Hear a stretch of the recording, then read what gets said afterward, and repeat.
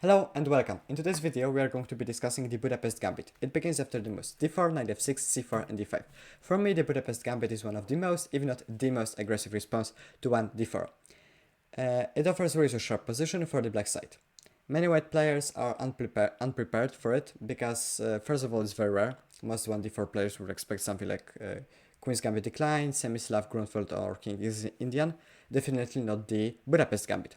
And many moves that white have to play are often unnatural for many players. Important note, I do not recommend playing the Budapest Gambit in the important for you classical FIDE tournaments, because it's a high risk, high reward opening. Although at the end of the video we will be seeing a Grandmaster Alireza Firouzja playing this opening against another Grandmaster and successfully achieving a totally winning position just out of the opening. Budapest Gambit really shines at shorter time controls such as rapid and blitz, and you'll be able to gain some free elo in those time controls by knowing your opening really well and by getting to positions that many d4 players will be unfamiliar with. So let's dive into the theory section. The only move that white can play here is to take. If they play something like e3, you are just going to recapture, develop with check, so bishop b4, short castle and play d5. Your plan is to play knight c6, bishop g4 and short castle, and you will be just fine. They can also push. We are going to play bishop b4. If they play something like knight c3, you have totally ruined their pawn structure, as you can see on the eval bar. If bishop d2, I like a5, and if they take, you have restricted their knight movement. They can play knight c3, you are going to take, recapture, they are going to recapture the queen, and we are going to develop a knight with tempo, and bishop b4. Again, we have reached a very present position. We are going to play d6, bishop g4 if they play knight f3, and short castle. As you can see, the only move here is to take. We are going to play knight g4, although there is a variation called the Fajarovic variation after knight e4, but we are not going to cover this in today's video. We are going to focus on the absolute main move, knight g4, trying to get back this pawn. White have a couple of approaches here. They can play knight f4, which is the most popular move, Adler variation.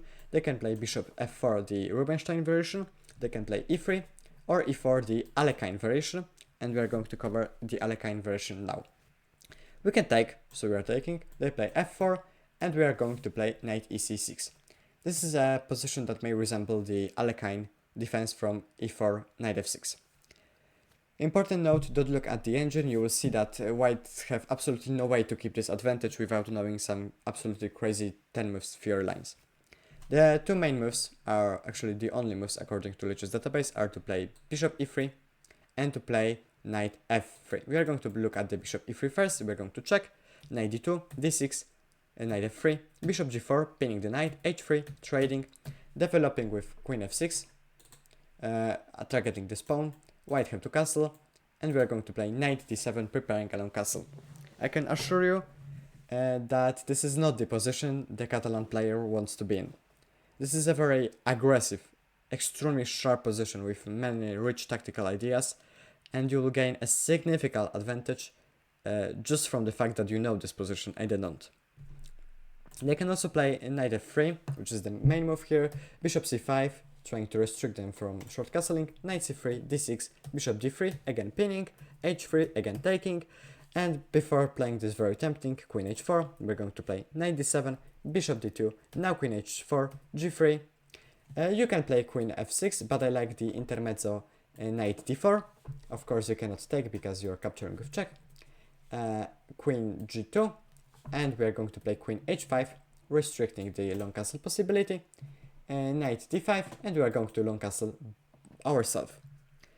This position is absolutely wild. White you have no idea what to play. You have a lot of ideas. You have discovered check, for example, after a short castle. They cannot short castle because you have many discovered check with this knight. That's why you will be able to achieve a very huge pressure, and as you know, especially on blitz, it's way easier to attack than to defend. So that's how you're going to play against e4. If they play e3, e3 is very rare. You are going to again take f4, knight ec6, knight f3, d6, bishop d3, knight d7. You can play knight d7 and go for knight c5, trying to trade this bishop, or you can play what I like most, g6, short castle, bishop g7, knight c3, knight d7, e4, and knight c3 now, aiming to place this bishop on g4 also. Again, you have huge pressure here, you have very two active knights, and actually you have gained the pawn back. Okay, so that was two sidelines. We're going to talk about the two main moves, so the Adler variation and the Rubinstein variation. The Rubinstein variation begins after the moves f4, and this is named by the Akiba Rubinstein, one of the best chess players of the 20th century. And here we are going to play bishop b4 with tempo. Here black have two responses. Either they will play knight c3 or they will play knight d2.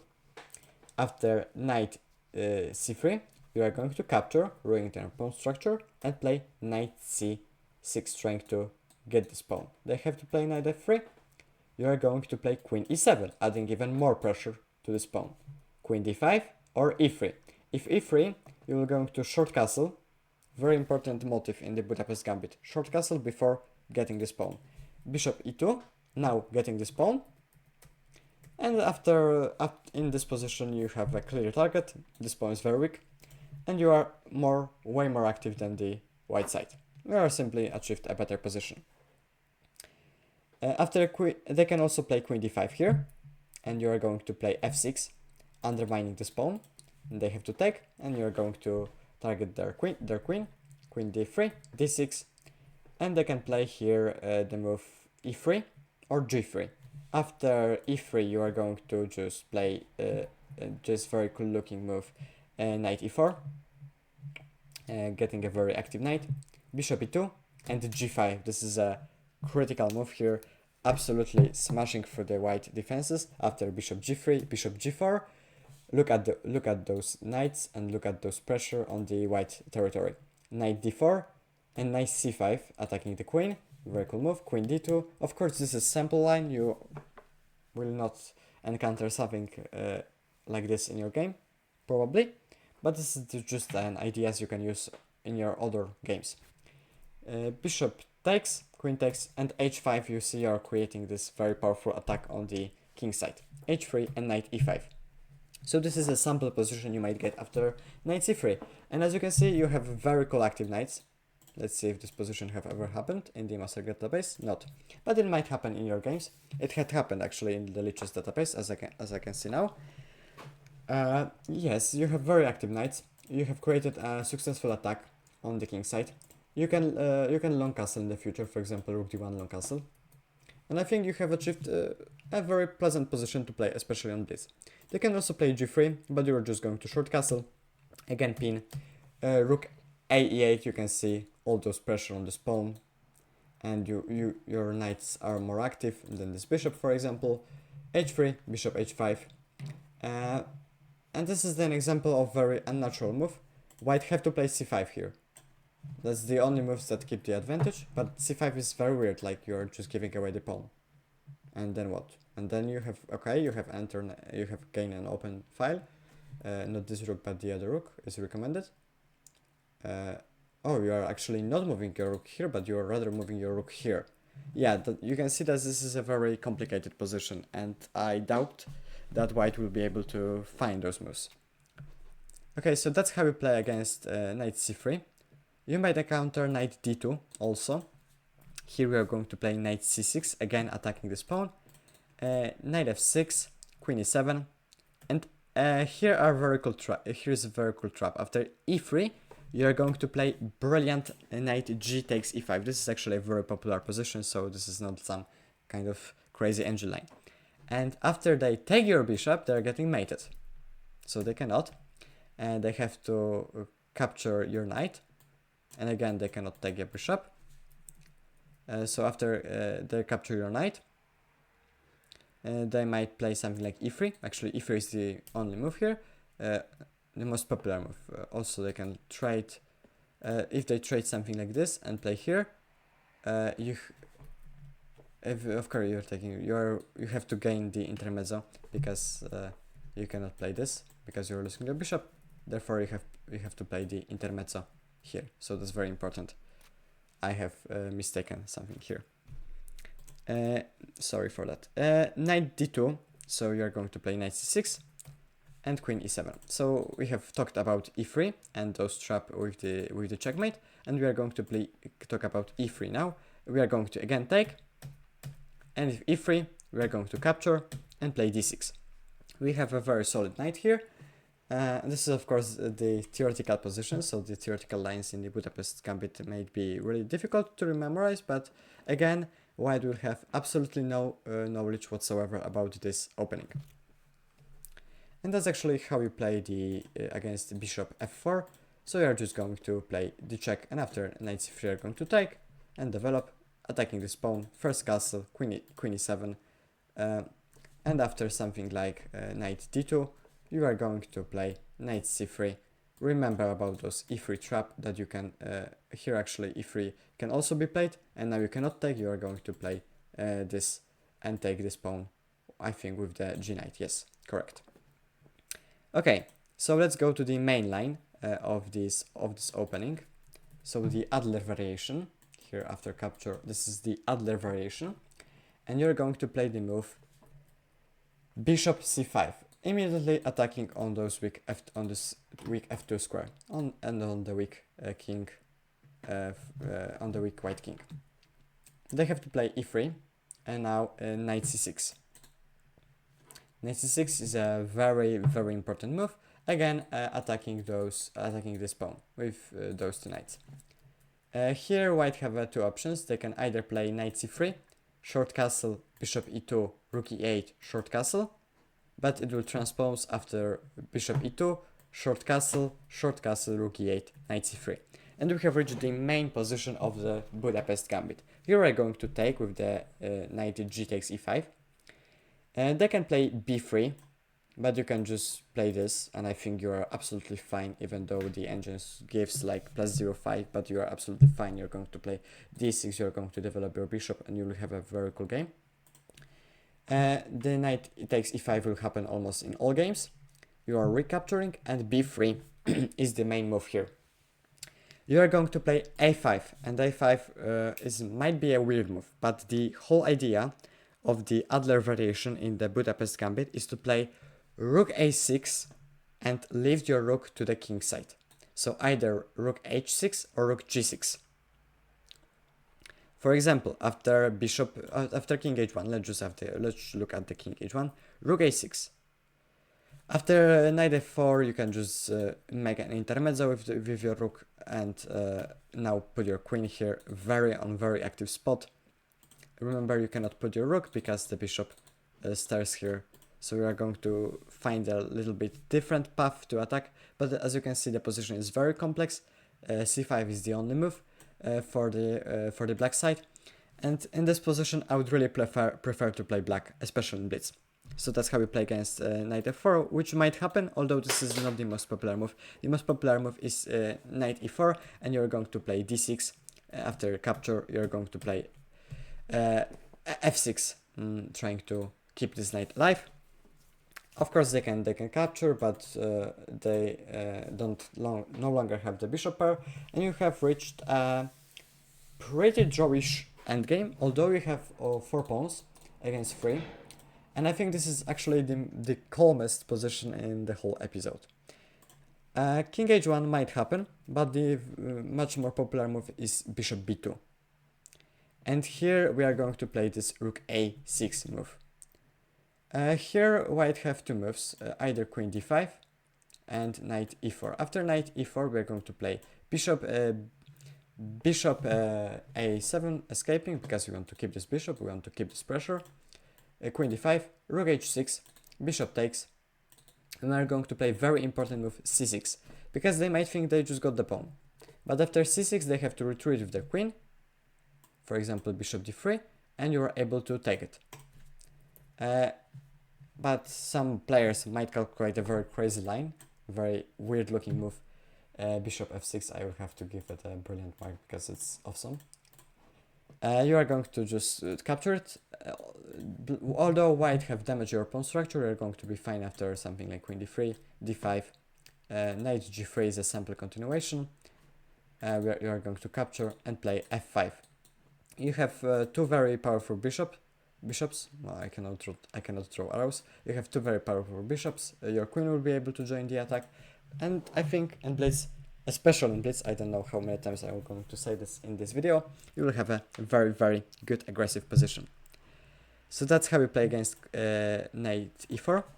and queen d5 is the main move, is absolutely the main line of this whole opening.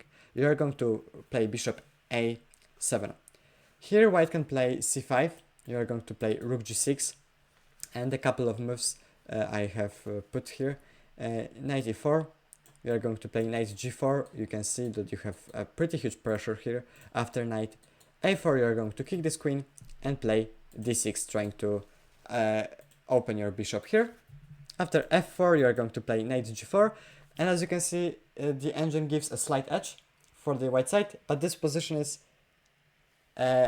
very, very tough to play for the white. You have enormous activity, all your pieces are active, your queen will join the attack. Very, very hard position, you know, especially in blitz.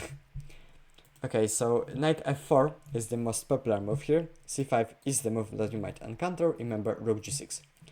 Knight e4, and here we are going to play rook h6, trying to get on those h2, trying to attack this weak h2 squares, h2 square.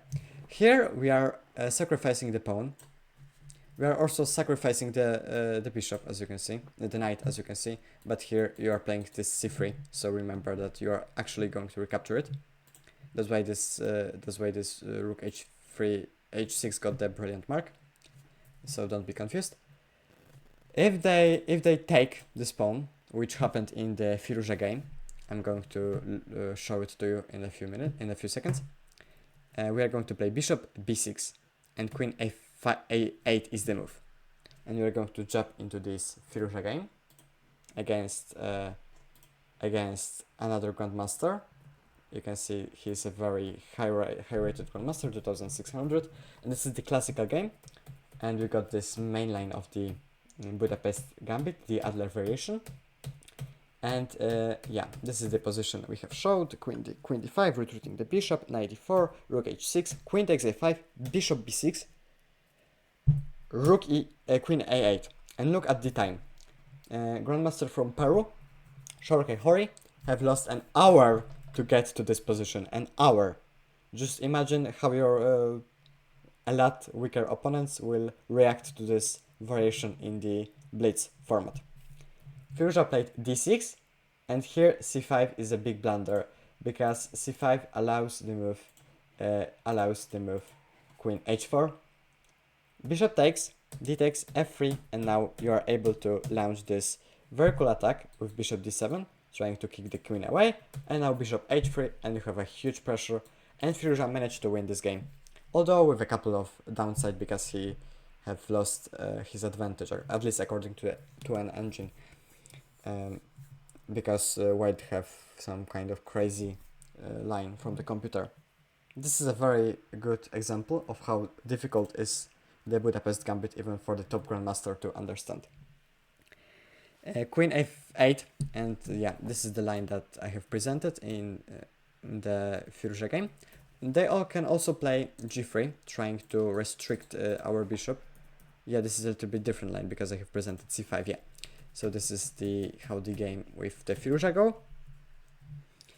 Bishop f1 might be played, and you have f5 kicking this knight, and as you can see, engine gives a huge edge here. The only move here is like queen a4, very hard to find intermezzo. It was actually played in this classical game. Yeah, so this is how you are going to react after the c5. After bishop takes e5 immediately, you are going to recapture g3 because you are threatening to go bishop h3, g3, queen e7, and now, yeah, white can play c3. You are going to play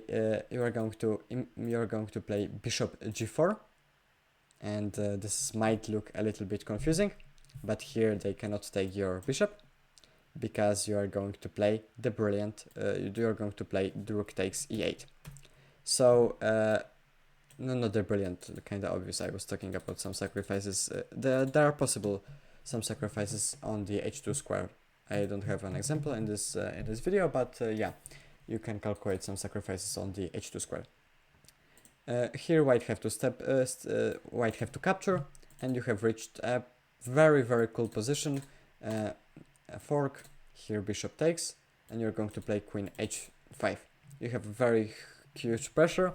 Of course, this is a sample line. I'm just going through some random engine suggestion here, but you can see that the Budapest Gambit offers a huge variety of moves, and this is a really aggressive approach to 1d4. So thank you for watching. If you have any thoughts on this episode, if something was not okay, please comment down below. If you enjoyed, please leave a like and subscribe. You can also comment which opening I should cover. And now go test and play the Budapest Gambit yourself in some blitz games. Thank you for watching and see you in the next one.